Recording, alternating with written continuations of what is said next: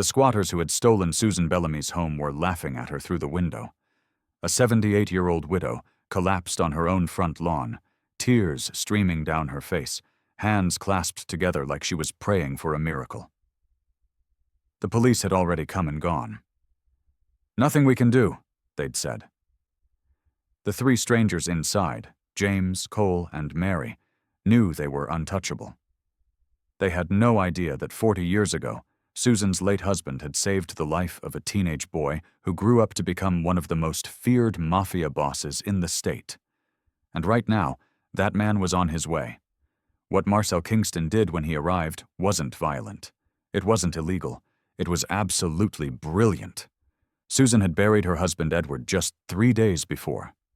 While she stood at his grave saying goodbye to the only man she ever loved, 3 strangers broke into the home they had shared for 43 years and changed the locks. When Susan returned, still wearing her funeral clothes, a floral dress and cream cardigan, James opened the door with a smirk. "You don't live here anymore, Grandma." Cole blocked the hallway behind him like a wall of muscle. Mary waved a stack of papers, explaining something about adverse possession and squatters' rights. Susan begged, she pleaded, she screamed. They slammed the door in her face. The officer who responded couldn't look her in the eyes. "It's a civil matter now, ma'am. Could take weeks to sort out." That night, Susan watched through the window as Cole sat in Edward's favorite recliner, eating food from her refrigerator, while James and Mary laughed at her television. She had nowhere to go. No family. No money for a lawyer. Just 43 years of memories locked behind a door she couldn't open. But Susan didn't know what her husband had done 4 decades ago. Edward Bellamy had been a mechanic, the kind of man who fixed cars for free when people couldn't pay and slipped money into pockets when no one was looking. One night, he found a 16-year-old boy named Marcel, bloodied and cornered in an alley by a gang who wanted him dead. Edward didn't ask questions.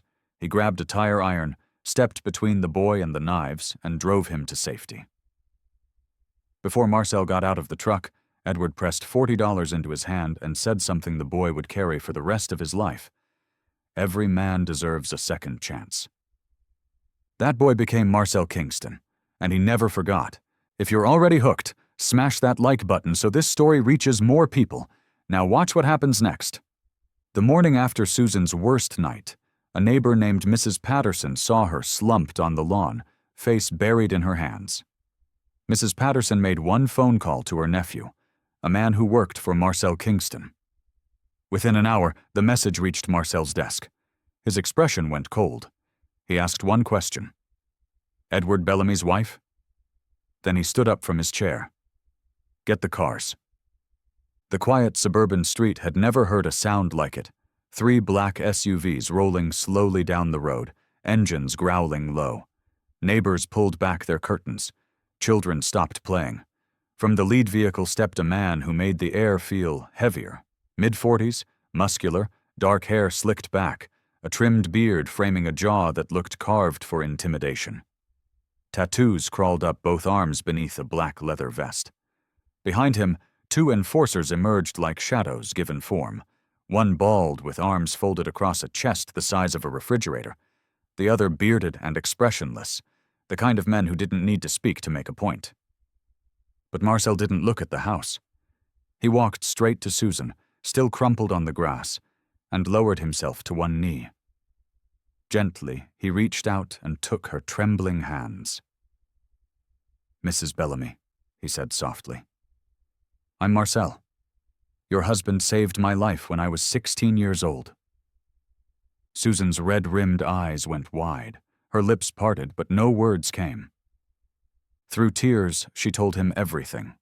The funeral, the strangers, the locked door, the police who shrugged and walked away. Marcel listened without moving, his jaw tightening with every word. Behind him, his enforcers stood like statues carved from stone, but their eyes had turned to ice. When she finished, Marcel rose slowly. His shadow stretched long across the lawn.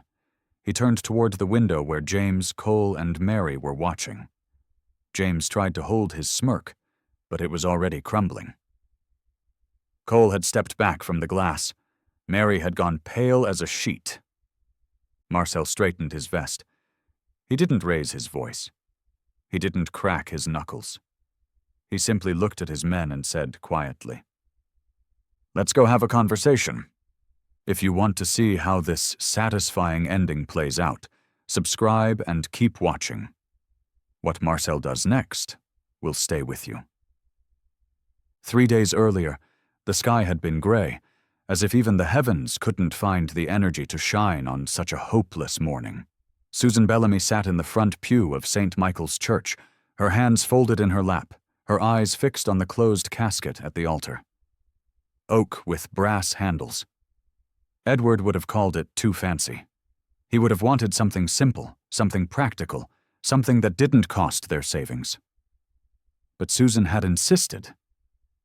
After 43 years of marriage, she wanted to give him one last gift, even if he wasn't there to argue about it.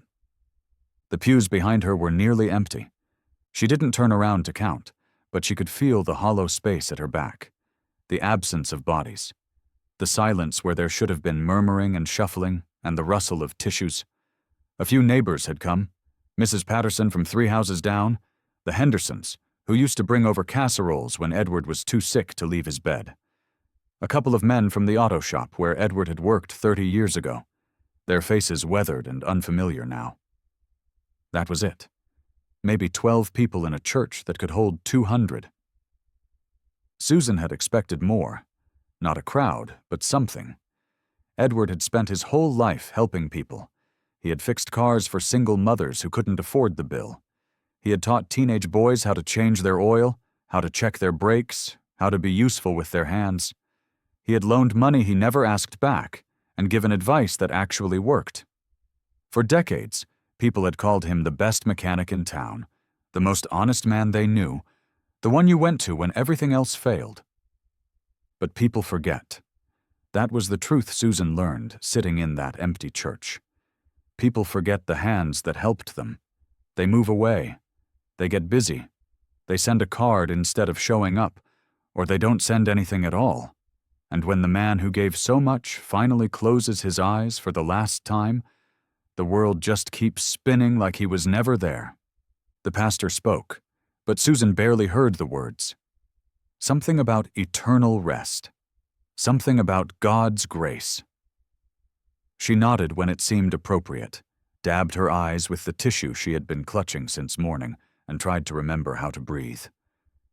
Edward's face smiled at her from the photograph on the easel beside the casket, the same photograph that had sat on their mantel for 20 years.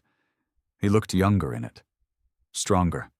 His eyes had that sparkle she had fallen in love with at a church picnic in 1971, back when the world was simpler and forever didn't feel like a lie. Now forever was over. And Susan was alone. After the service, she stood at the grave while they lowered him into the ground.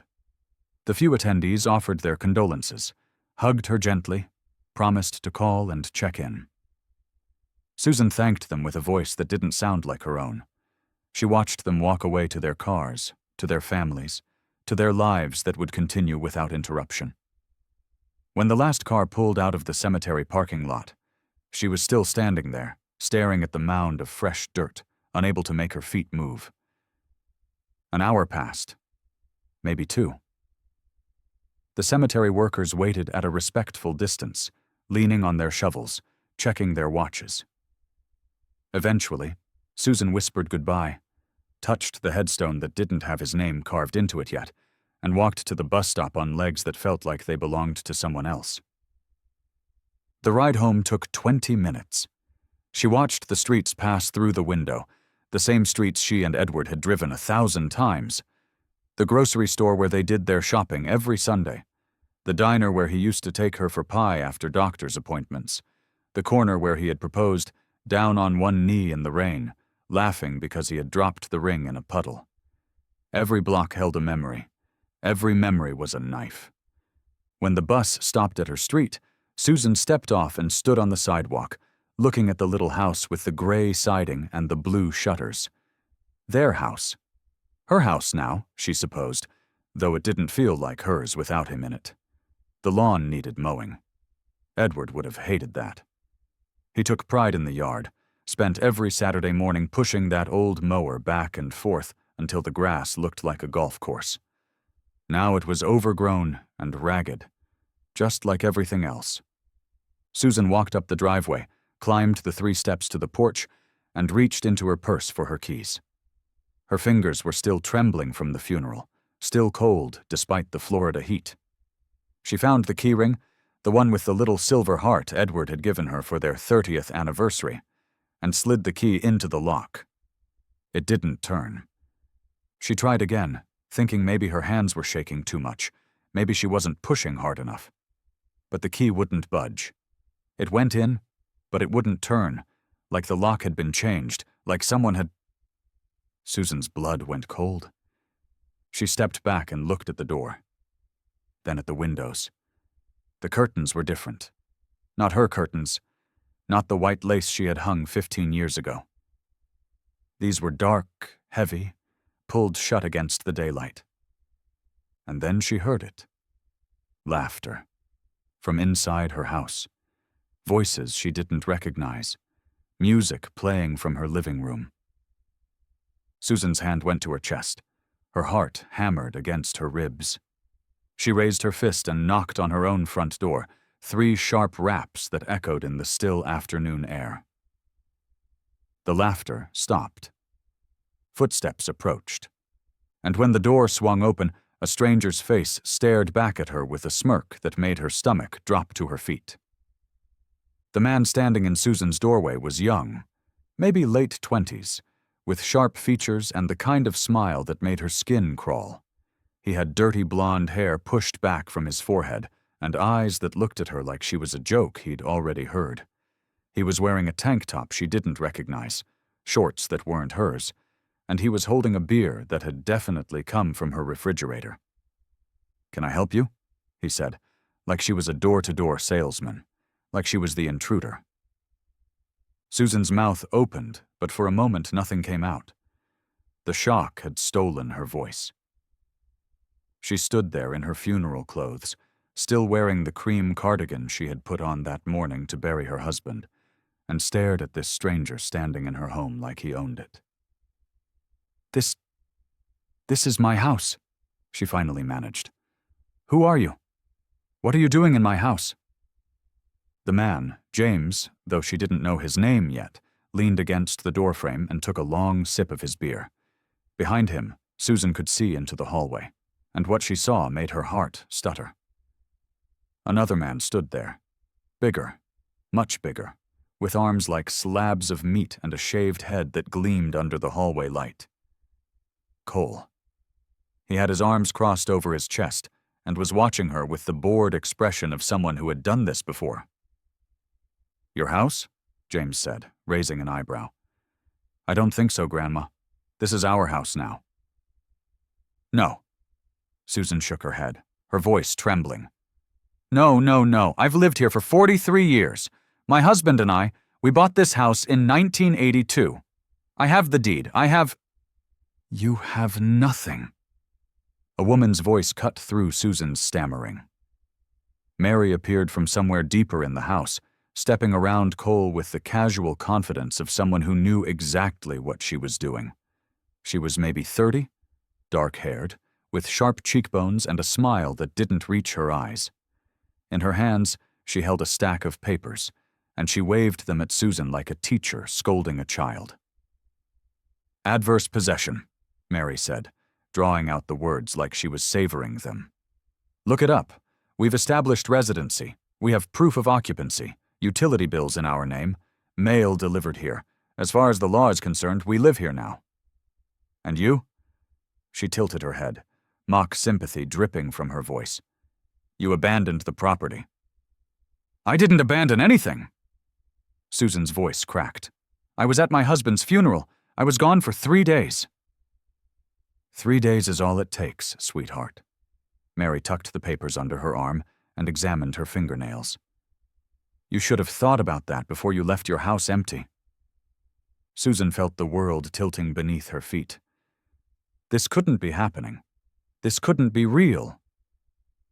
She had just buried Edward. She had just said goodbye to the man she had loved for nearly half a century, and now these strangers, these thieves, were standing in her doorway telling her she had no home. "Please." The word came out as a whisper. Susan clasped her hands together, the same hands that had held Edward's as he took his last breath, and held them up like she was praying. "Please, I'm begging you. This is all I have. My husband is gone. This house is all I have left of him. Please, just let me in. Let me get my things. Let me dash. "No can do, Grandma." James took another sip of his beer. "You want your stuff? Get a lawyer. Take us to court. We'll see you in a few months." He grinned, and it was the cruelest thing Susan had ever seen. "If you can afford it." Cole laughed from the hallway, a low rumble that shook Susan's bones. "Please!" Susan's voice rose, desperation clawing at her throat. "Please, I have nowhere to go. I have no family. I have nothing. That's my home. Those are my things. My husband's clothes are in there, his pictures, our wedding album." Mary rolled her eyes. "Not our problem." Something inside Susan snapped. 43 years of memories. 43 years of love and laughter and tears and growth, all locked behind a door she couldn't open. Edward's recliner where he used to fall asleep watching baseball. The kitchen table where they had shared 10,000 meals. The bedroom where she had held his hand and told him it was okay to let go. "Let me in!" Susan screamed, her voice tearing through the quiet suburban street. "This is my house! You can't do this! You can't—" James's smirk vanished. His eyes went hard, and he stepped forward, forcing Susan to stumble backward on the porch. "Listen to me, old woman," he said, his voice low and dangerous. "You come back here again, you make another scene like this, and I'll call the cops on you for harassment. You understand? We live here now. You don't. That's the end of it." And then he slammed the door in her face. The sound echoed through Susan's skull like a gunshot. She stood on the porch, trembling, tears streaming down her wrinkled cheeks, staring at the door that used to welcome her home. Through the window, she could see them laughing. James said something to Cole, and Cole doubled over, slapping his knee. Mary had already turned away, disappearing into the house like Susan didn't exist. Like she had never existed. And Susan's hands shook as she pulled her phone from her purse. The screen blurred through her tears, but she managed to dial the 3 numbers that had always meant help was coming. 911. What's your emergency? "Someone has taken my house," Susan whispered, her voice breaking. "Please, someone has stolen my home." She sank down onto the porch steps, clutching the phone to her ear, and prayed that someone, anyone, would make this right. She had no idea that help was already on its way. Just not the kind she expected. The police cruiser pulled up 17 minutes later. Susan had counted every second, sitting on the porch steps with her arms wrapped around herself like she was trying to hold her own body together. The sun was starting to dip toward the horizon, painting the sky in shades of orange and pink, colors that felt like a cruel joke against the nightmare unfolding in front of her. Officer Danny Reeves stepped out of the cruiser and walked up the driveway with the kind of slow, measured steps that told Susan everything she needed to know before he even opened his mouth. He was young, maybe 35, with kind eyes and a wedding ring that caught the fading light. He looked like a decent man. He looked like someone who wanted to help. But wanting to help and being able to help were 2 very different things. "Mrs. Bellamy?" he said gently, stopping a few feet away from where she sat. "I'm Officer Reeves. Dispatch told me what's going on. I'm so sorry you're dealing with this, especially after—" He glanced at her funeral clothes, at the tissue clutched in her hand, and his jaw tightened. "Especially after what you've been through." "Can you make them leave?" Susan's voice was hoarse from screaming. "Can you arrest them? They broke into my house. They stole my home." Officer Reeves took a deep breath and crouched down so he was at her eye level. The look on his face was the look of a man about to deliver the worst news of someone's life, and Susan felt her stomach drop before he even spoke. "Ma'am, I wish I could," he said quietly. "I really do. But it's complicated." Complicated? Susan felt the word like a slap. "How is this complicated? That's my house. I have the deed. I have 43 years of mortgage payments. I know." Officer Reeves held up a hand. "I know, and you're right. Legally, morally, in every way that matters, that's your house. But the people inside."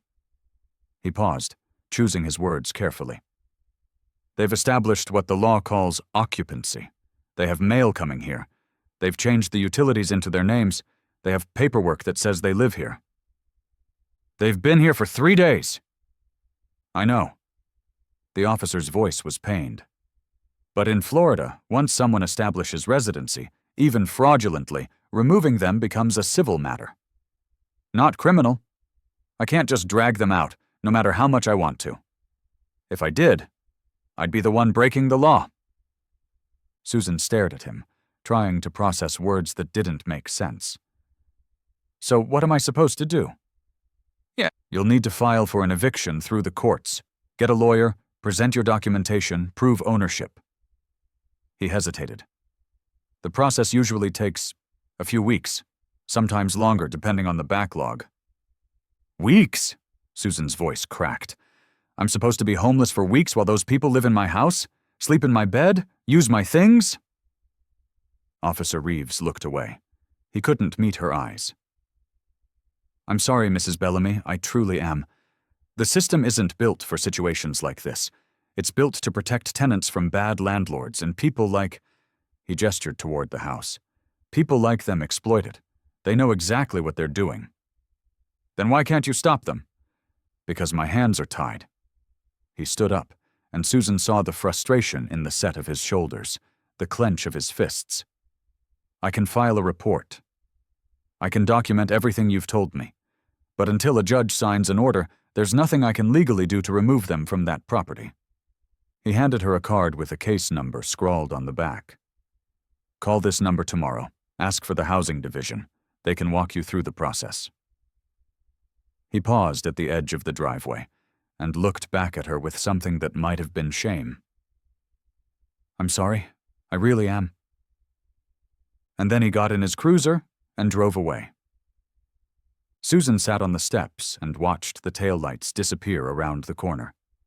The street was quiet now, that peaceful evening silence that had once made her love this neighborhood.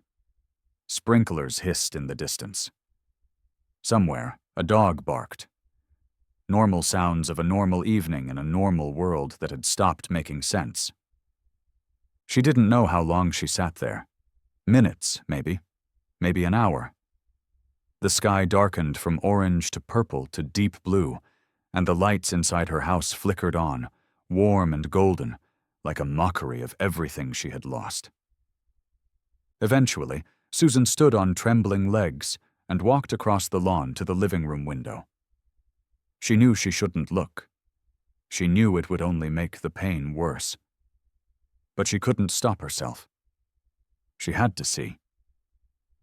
Through the glass, she watched Cole sink into Edward's recliner, the brown leather chair where her husband had spent every evening for the past 20 years, watching baseball, dozing off with the newspaper on his chest, holding her hand during the scary parts of movies. Cole's massive frame filled it completely, and in his hands was a plate of food, leftovers from Susan's refrigerator, the chicken casserole she had made before leaving for Edward's memorial. He took a bite and laughed at something on the television. Her television, playing her cable, in her house. Susan's knees buckled. She didn't feel herself fall. One moment she was standing, and the next she was on the grass, the damp blades pressing against her cheek, her body curled into itself like a child's. The sobs came from somewhere deep, somewhere primal, sounds she didn't know she could make. 43 years. 43 years of building a life, and in 3 days, strangers had stolen it all.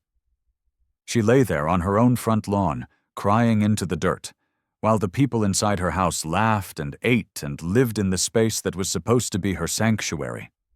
and she had never felt more alone in her entire life. 40 years earlier, on a night so hot the air itself seemed to sweat, a 16-year-old boy named Marcel Kingston ran for his life through the back alleys of Miami. He was bleeding from a gash above his left eye, the blood running down his face and dripping onto his torn shirt. His ribs screamed with every breath, probably cracked from the kick that had knocked him to the ground 5 minutes ago. His sneakers slapped against the wet pavement as he turned corner after corner, but no matter how fast he ran, he could hear them behind him. 4 of them. Maybe 5. The East Side Devils, a gang he had made the mistake of crossing when he refused to run drugs for their boss. Marcel had grown up hard. His mother worked 2 jobs and was never home. His father had left before he could walk. The streets had raised him, taught him how to fight, how to survive, how to see trouble coming before it arrived. But tonight, trouble had found him anyway, and there was no fighting his way out of this one. He turned into an alley and realized too late that it was a dead end. A chain-link fence rose up in front of him, topped with razor wire that gleamed in the moonlight like teeth. Behind him, footsteps echoed off the brick walls, getting closer, slowing down now that they knew he was trapped. Marcel spun around, his back against the fence, his fists raised even though he knew it was pointless. They emerged from the shadows one by one. Darnell was first, the leader, a 20-year-old with cold eyes and a scar that ran from his ear to his chin. Behind him came the others, faces Marcel recognized from the neighborhood, boys he had grown up with who had chosen a different path. They were carrying bats, chains. One of them had a knife that caught the light from a distant street lamp. "Thought you could run, little man?" Darnell's voice was calm, almost bored. "Thought you could say no to us and just walk away?" Marcel didn't answer. His heart was pounding so hard he could hear it in his ears. He was 16 years old, alone, and he was about to die in an alley that smelled like garbage and piss. "Hold him down," Darnell said. "Let's teach him what happens to boys who don't know their place." 2 of them moved forward, and Marcel swung, catching one in the jaw, but the other tackled him to the ground. His face hit the concrete. Stars exploded behind his eyes. He felt hands grabbing his arms, pinning him down, and he heard Darnell's footsteps approaching, slow and deliberate.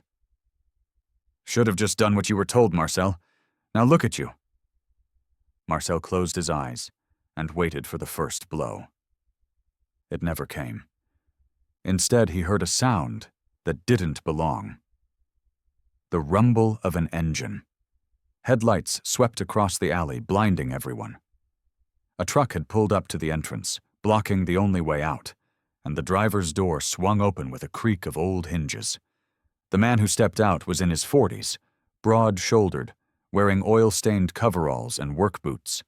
He had the kind of face that had seen trouble before and hadn't flinched. In his right hand, he carried a tire iron, and he held it like he knew exactly how to use it. "Let the boy go." His voice was steady, not loud, not threatening, just certain. Darnell laughed. "Old man, you better get back in that truck and drive away before you get hurt." The man didn't move. "I said let him go." "You know who we are. You know what we do to people who... I know exactly who you are." The man took a step forward, and something in his eyes made Darnell's smile falter. "I've been fixing cars in this neighborhood for 20 years. I know your mothers. I know your grandmothers. And I know that if you kill this boy tonight, you'll have to kill me too. And then you'll have to explain to the whole neighborhood why you murdered Edward Bellamy over a 16-year-old kid who didn't want to sell your poison." Silence. The devils looked at each other. Darnell's jaw tightened, his eyes flicking between Edward and Marcel, calculating the cost. One old man with a tire iron wasn't a threat, but Edward Bellamy was known, respected. Killing him would bring attention none of them wanted. "This ain't over," Darnell said finally, pointing at Marcel. "You hear me? This ain't over." He jerked his head, and the devils melted back into the shadows, their footsteps fading into the night until the alley was silent again. Edward walked over to where Marcel lay on the ground and extended a hand. Marcel stared at it for a long moment, not understanding, not trusting. No one had ever helped him before. No one had ever stepped in front of danger for his sake. He took the hand. Edward pulled him to his feet and studied his face, the blood, the bruises, the fear that Marcel was trying so hard to hide. Without a word, he led Marcel to the truck and opened the passenger door. "Get in. I'll take you somewhere safe." They drove in silence through the dark streets. Marcel pressed a rag to the cut on his head, watching the city pass through the window, wondering who this man was and why he had risked his life for a stranger. When they finally stopped outside a bus station on the edge of town, Edward reached into his pocket and pulled out 2 crumpled $20 bills. He pressed them into Marcel's hand. "Get yourself some food, find somewhere to sleep, and tomorrow figure out what kind of man you want to be." Marcel looked at the money, then at Edward. "Why?" he whispered. "You don't even know me." Edward smiled, and it was the warmest thing Marcel had ever seen. "Every man deserves a second chance, son. Don't waste yours." Marcel watched the truck drive away, the taillights disappearing into the night. He never forgot those words. He never forgot that face. And 40 years later, when he heard that Edward Bellamy's widow had been thrown out of her home, Marcel Kingston finally had the chance to repay a debt that had been waiting his entire life. Mrs. Patterson had lived on Maple Street for 31 years, 3 houses down from Susan and Edward Bellamy. She had watched them build their life together, seen them paint their shutters blue, witnessed Edward mowing that lawn every Saturday morning like clockwork. She had brought casseroles when Edward got sick, and flowers when he finally passed. She was 72 years old, a widow herself, and she knew exactly what grief looked like. But she had never seen anything like what she saw that evening when she stepped onto her porch to water her begonias. Susan Bellamy was lying on her front lawn, not sitting, not kneeling. Lying face down in the grass, her body shaking with sobs so violent they were silent. The kind of crying that happens when a person has nothing left. Her funeral clothes were stained with dirt and grass. Her silver hair had come loose from its pins. And through the window of her own house, strangers were watching television like nothing was wrong. Mrs. Patterson set down her watering can and walked across the street as fast as her arthritic knees would allow. "Susan? Susan, honey, what happened?" She knelt beside her neighbor, one hand on Susan's trembling back. "Talk to me. What's going on?"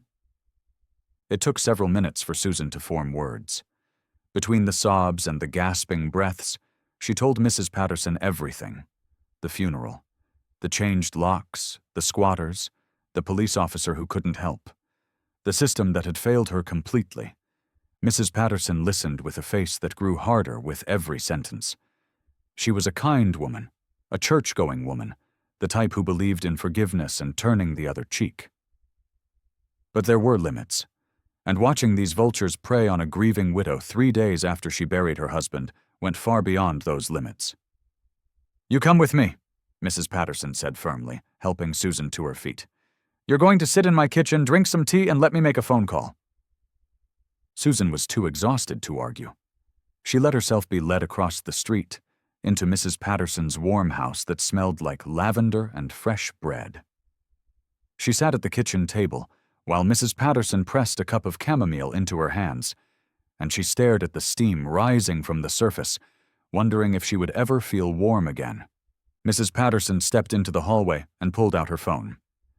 Her nephew's name was Derek.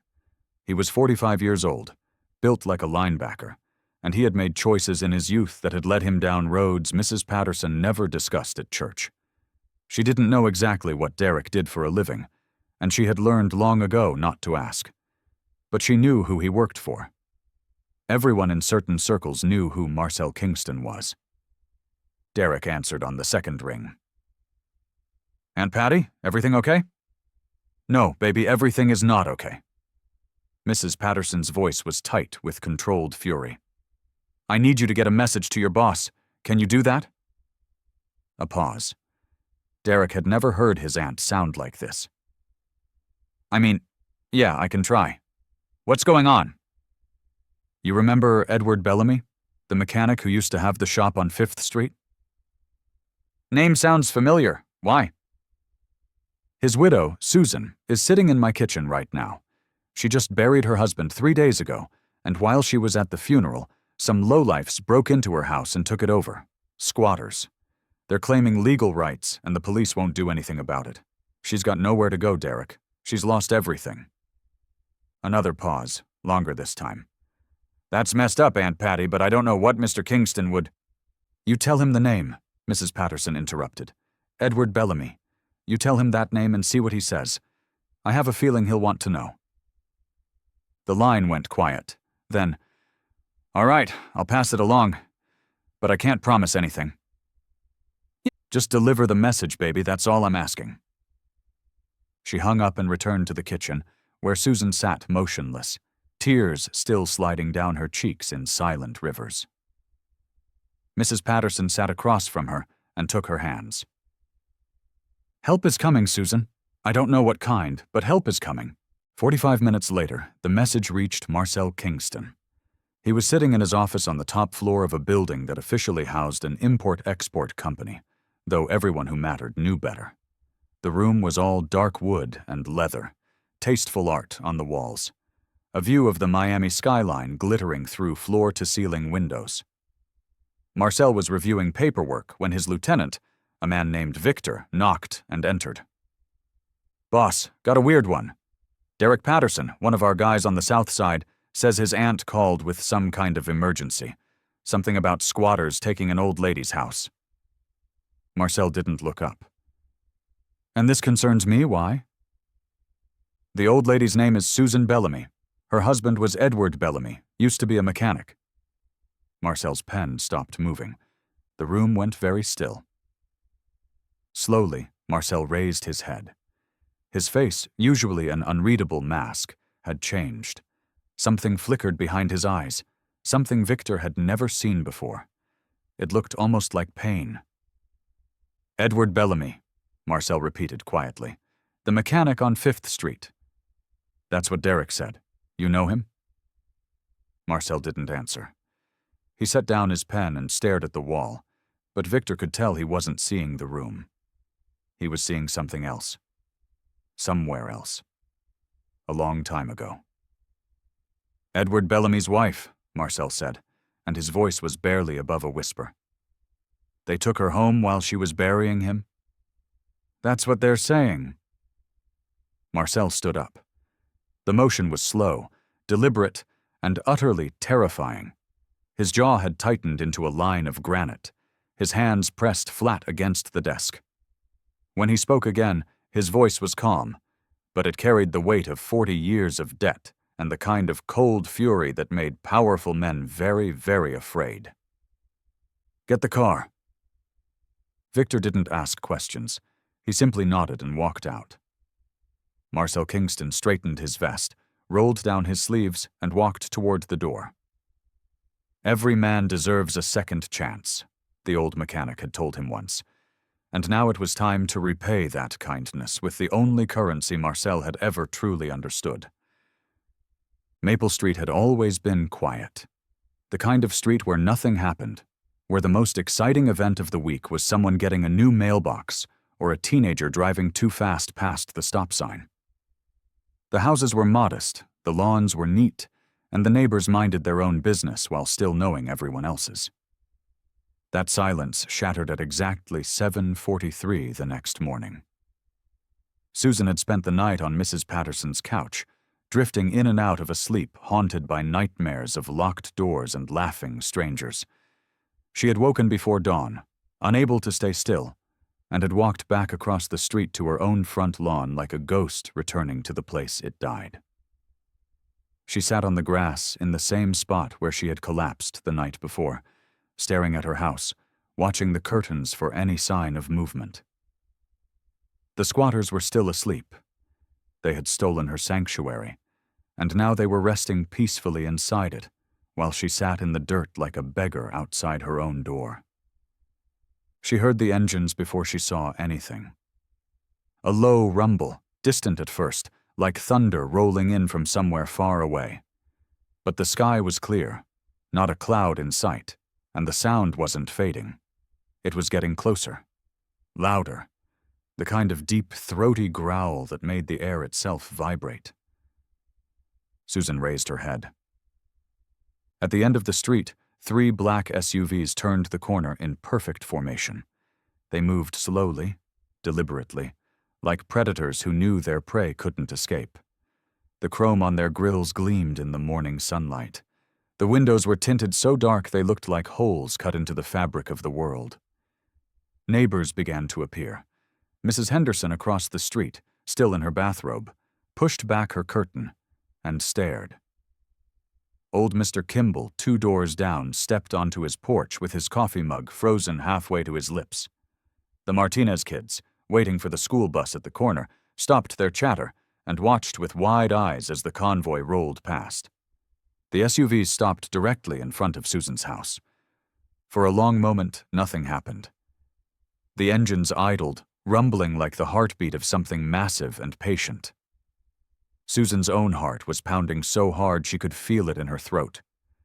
She didn't know who these people were or why they were here, but something deep in her gut told her that everything was about to change.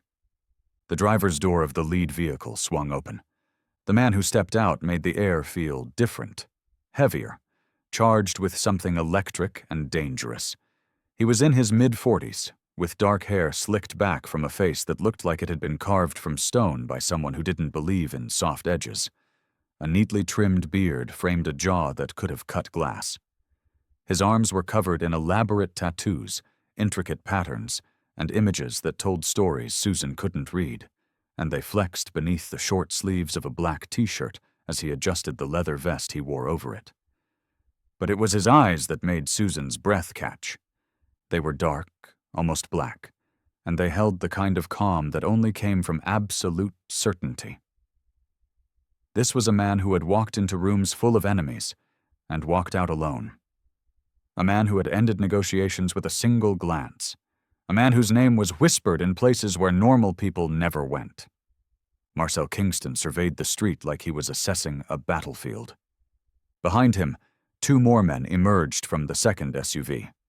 If Marcel was dangerous, these 2 were danger incarnate. One was completely bald, with a chest so broad it seemed to strain against his leather vest, arms folded across muscles that looked carved from marble. The other had a shaved head and a thick beard, his face set in an expression of permanent displeasure, like he was perpetually one wrong word away from violence. Both of them were covered in tattoos. Both of them moved with the controlled grace of men who knew exactly how to hurt people. They flanked Marcel like shadows, silent and watchful. But Marcel wasn't looking at the house. He wasn't looking at the window where, Susan suddenly realized, the curtains had twitched. James, Cole, and Mary were awake now. They were watching. Marcel was looking at her. Susan sat frozen on the grass, her hands still clasped together, her tear-stained face turned up toward this stranger who radiated power like heat from a furnace. She should have been afraid. Everything about him screamed danger. But something in the way he was looking at her, something in those dark eyes, made her feel something she hadn't felt since Edward died. Safe. Marcel walked across the lawn toward her. His footsteps were measured, unhurried, each one deliberate and sure. The 2 enforcers stayed by the vehicles, arms crossed, their eyes scanning the street and the house with predatory alertness. But Marcel moved alone, closing the distance between them until he stood directly in front of the crumpled widow in her grass-stained funeral clothes. And then, slowly, Marcel Kingston lowered himself to one knee. The most feared man in the state knelt before Susan Bellamy like she was royalty, like she was someone precious, like she mattered. He reached out with hands that had done terrible things and took her trembling fingers in a grip that was impossibly gentle. "Mrs. Bellamy," he said, and his voice was soft, almost reverent. "My name is Marcel Kingston." Susan's lips parted, but no words came. "You don't know me," Marcel continued, his dark eyes holding hers. "But I knew your husband. A long time ago, when I was just a boy with nothing and no one, Edward Bellamy saved my life." Susan's breath caught. Her heart stuttered. "I've waited 40 years to repay that debt." Marcel's jaw tightened, and something fierce flickered behind his calm. "And I promise you, ma'am, on everything I am, those people inside your house are going to leave. Today. Right now." He squeezed her hands gently. "You're going to be okay." Susan stared at the man kneeling before her, his words echoing in her mind like church bells on a Sunday morning. Marcel Kingston. The name meant nothing to her. She had never heard it before, never seen this face with its sharp angles and dark eyes, never encountered anyone who radiated this kind of quiet, terrifying power. But the name he had spoken, the name that had made her heart stop, that name she knew better than her own. Edward. "My husband," she whispered, her voice cracking. "You knew my Edward?" Marcel's grip on her hands tightened, just slightly, just enough to anchor her to the moment. Up close, she could see the details she had missed before. The faint scar above his left eyebrow, barely visible through his hairline. The tiny lines around his eyes that spoke of years carrying heavy burdens. The way his jaw worked, like he was holding back emotions he had spent a lifetime learning to suppress. "I was 16 years old," Marcel said, his voice low and steady. "Running with the wrong crowd, making the wrong choices, headed straight for a grave or a prison cell. One night, a gang cornered me in an alley. They were going to kill me, Mrs. Bellamy. I was just a kid, and I was going to die in the dark, and nobody would have cared." Susan's eyes filled with fresh tears. But these were different. These weren't tears of despair. They were tears of recognition, of a story she had never heard but somehow always known. "Your husband found me." Marcel's voice softened further, until it was barely above a whisper. "He drove his truck into that alley like an angel of mercy. He stood between me and 5 armed men with nothing but a tire iron and more courage than I had ever seen in my life. He didn't know me. He had no reason to help me, but he did it anyway." "That sounds like Edward," Susan breathed. "He drove me to safety, gave me money for food, and before he let me go, he looked me in the eyes and said something I have never forgotten." Marcel paused, and for the first time, his composure cracked. Just a fraction. Just enough for Susan to see the boy he had once been, scared and alone and desperate for someone to believe in him. He said, "Every man deserves a second chance, son. Don't waste yours." Susan's hand flew to her mouth. A sob escaped her, raw and broken. "I didn't waste it," Marcel continued. "I turned my life around. I built something. I became someone. And every single day for the past 40 years, I have thought about the man who gave me that chance. I looked for him, you know. Tried to find him, to thank him, to repay him somehow. But life got complicated, and time slipped away. And I always thought there would be more time." His voice hardened with regret. "I was too late to thank him, but I am not too late to help you." Susan looked at this man, this stranger who carried her husband's memory like a sacred thing, and she felt something shift inside her chest. For the first time since Edward died, she didn't feel completely alone. "I don't understand," she said softly. "How did you know? How did you find me?" "It doesn't matter how." Marcel shook his head gently. "What matters is that I'm here now. And those people inside your house?" His eyes flickered towards the window, just for a moment, and Susan saw something cold flash through them. "They're going to leave. Today. Right now. And they are never going to bother you again. The police said there's nothing they can do. They said it could take weeks, months even, to get them out legally." "Mrs. Bellamy?" Marcel's lips curved into something that wasn't quite a smile. It was harder than that. Sharper. "I'm not the police." Susan should have been frightened. She should have pulled her hands away, should have asked questions, should have worried about what this man was about to do. But she was 78 years old, and she had just buried the love of her life, and she had spent the last 3 days being mocked and dismissed and treated like she didn't matter. She was tired of being afraid. "I need you to trust me," Marcel said, his eyes finding hers again. "Can you do that? Can you trust me to make this right?" Susan thought about Edward, about the man who had stopped his truck in a dark alley to save a boy he didn't know, about the kindness that had defined him, the quiet courage that had made her fall in love with him 50 years ago. Edward had planted a seed that night, and now, 4 decades later, that seed had grown into something powerful enough to save her. "Yes," she whispered. "I trust you." Marcel nodded once, a single sharp movement that seemed to seal a contract between them. He released her hands gently and rose to his feet. The transformation was instant. The softness that had colored his voice, the gentleness that had lived in his eyes, the tenderness with which he had held her trembling fingers, all of it vanished like smoke in a hurricane. What remained was something else entirely. Something cold. Something calculated. Something that made Susan understand, truly understand, why people feared this man. His shoulders squared, his spine straightened, his jaw set into a line of granite, and his eyes went flat and hard, like coins pressed over the eyes of the dead. He rolled his neck slowly, deliberately, and the crack of vertebrae sounded like a gunshot in the morning quiet. Marcel turned toward the house. Through the window, Susan could see them watching. James had pushed the curtain aside, his face pale, his smirk nowhere to be found. Cole stood behind him, and even from this distance, Susan could see the big man's confidence crumbling. Mary had stepped back into the shadows, like she was already looking for a way out.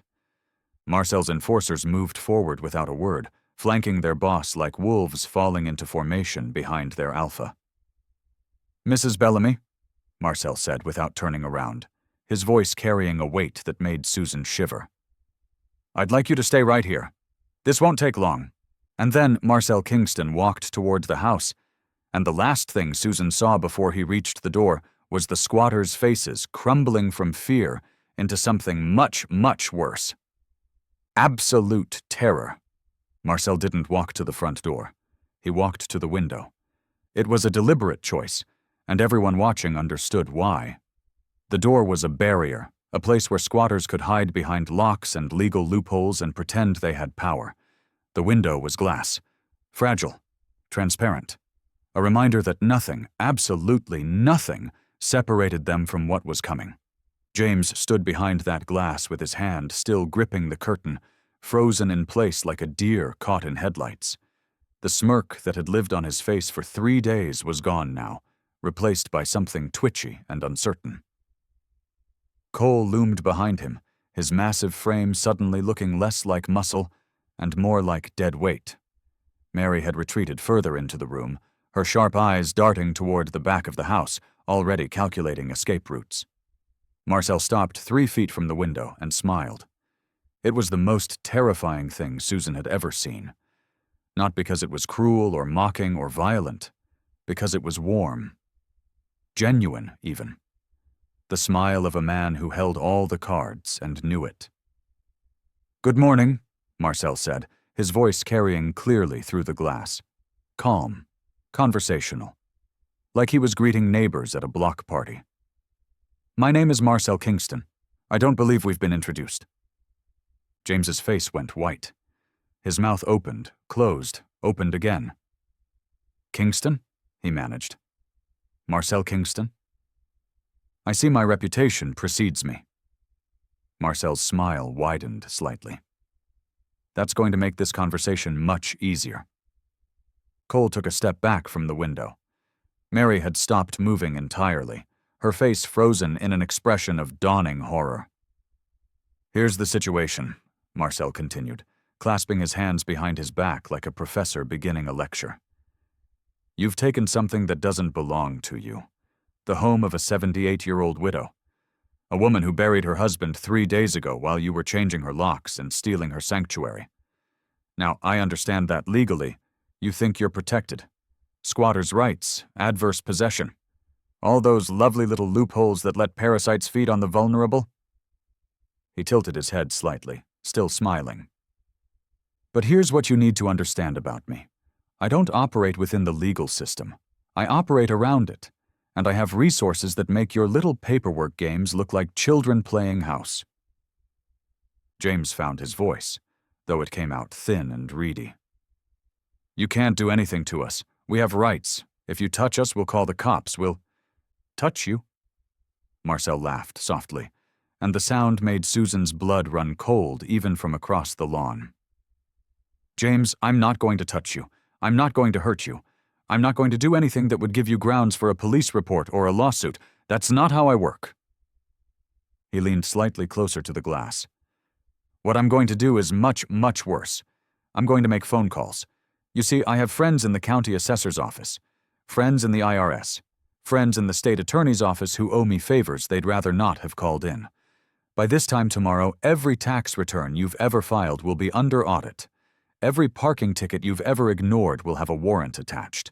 Every little lie you've told on a rental application or a credit form will be flagged for investigation.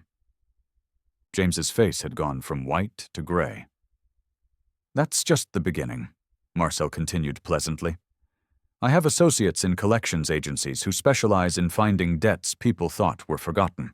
I have contacts in background check companies who can make sure your names pop up on every screening for the rest of your lives. Want to rent an apartment? Good luck. Want to get a job? Hope you enjoy explaining why you're flagged in 7 different databases. Want to open a bank account? Get a credit card? Buy a car? Every single door will slam in your face, and you will never, ever know why.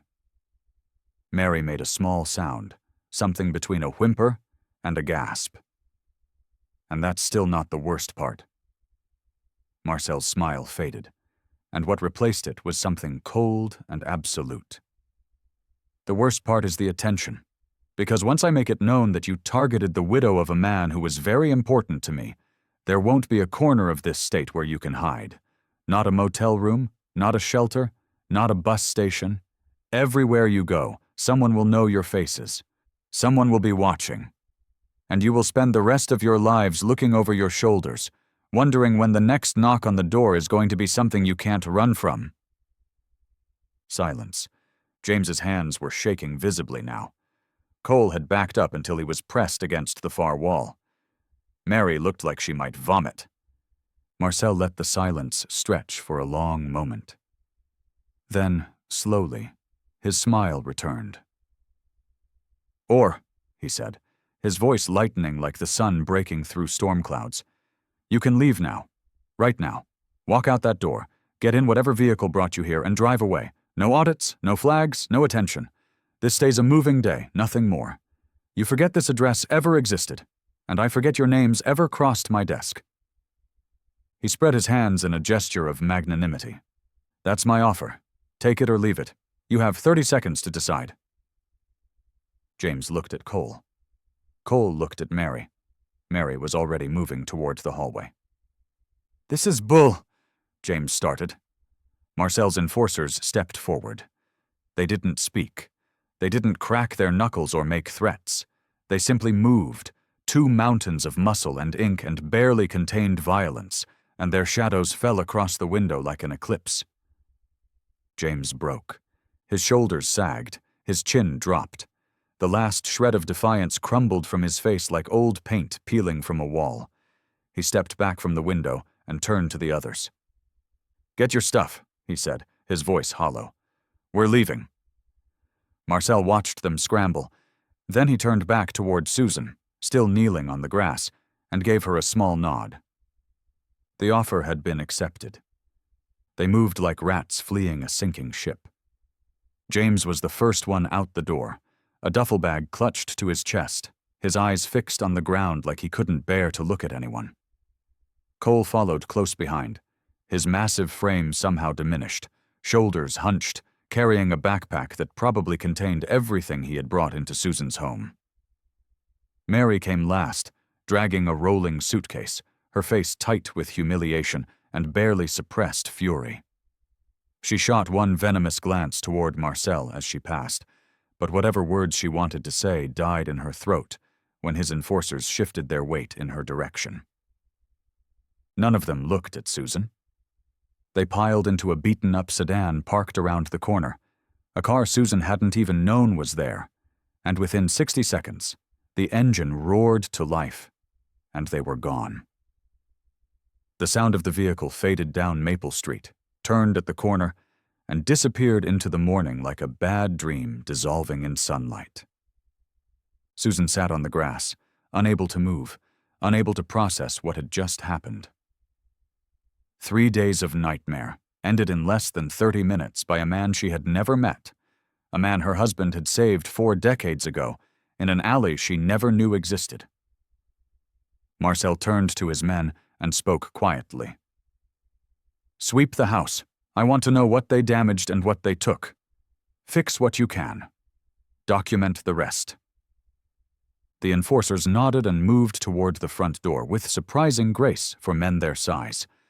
They entered Susan's home like professionals, methodical and thorough, and within moments she could hear them moving through the rooms, assessing the damage. Marcel walked back to where Susan sat and extended his hand. "Let's get you off this lawn, Mrs. Bellamy. You've spent enough time in the dirt." She took his hand, and he lifted her to her feet with effortless strength tempered by infinite gentleness. Her knees ached from the cold ground, and her body felt hollowed out by exhaustion. But for the first time in days, she could breathe. "Come inside," Marcel said. "Let's see what we're working with." The damage was worse than Susan had imagined. The back door had been kicked in, the frame splintered around the lock.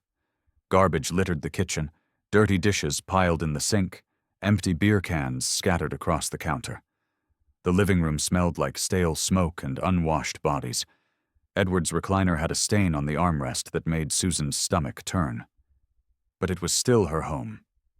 Still the place where she and Edward had built their life. And now it was hers again. Marcel's men worked with quiet efficiency. One of them, the bald enforcer whose name Susan learned was Victor, produced a toolkit from one of the SUVs and began repairing the back door. The other, a bearded giant called Dom, started hauling garbage bags to the curb while simultaneously making phone calls about security system installation. Marcel himself grabbed a mop. Susan tried to protest. "You don't have to do that. You've done enough, more than enough. I can clean my own—" "Mrs. Bellamy." Marcel's voice was gentle but firm. "Your husband gave me my life. Mopping a floor is the least I can do." So Susan sat in Edward's recliner, the stain be damned, and watched as 3 of the most dangerous-looking men she had ever encountered cleaned her house like a professional crew. They scrubbed counters and vacuumed carpets and took out trash. They rehung a curtain rod that had been pulled from the wall. They even found her wedding album, discarded carelessly in a closet, and placed it reverently on the coffee table where it belonged. By late afternoon, the house was cleaner than it had been in years. The back door had a new frame and a deadbolt that looked like it could withstand a battering ram. A technician had arrived, sent by one of Marcel's contacts, and installed a security system with cameras and sensors and a panic button that connected directly to a monitoring service. As the sun began to set, painting the sky in shades of gold and pink, Marcel approached Susan one final time. In his hand, he held a set of keys. New keys, freshly cut, gleaming in the fading light. "The locks have been changed," he said. "New deadbolts on every door. Security system is armed and monitored 24/7. My number is programmed into the panel. You press that button, and someone will be here within minutes. Not police, my people. People who won't tell you there's nothing they can do." Susan looked at the keys, then at the man holding them. Tears were streaming down her face again. But these were different tears. These were tears of gratitude, of relief, of a grief that had finally found a place to rest. "Why?" she whispered. "Why would you do all this for someone you don't even know?" Marcel pressed the keys into her palm and closed her fingers around them. "Because 40 years ago, I was a 16-year-old boy with no future and no hope. I was going to die in a dirty alley, and no one would have mourned me. But your husband saw something worth saving. He risked his life for a stranger. He gave me $40 and a second chance." Marcel's voice wavered just slightly, just enough to reveal the boy he had once been beneath the man he had become. "Mr. Bellamy gave me a future. This is the least I can do to honor his memory."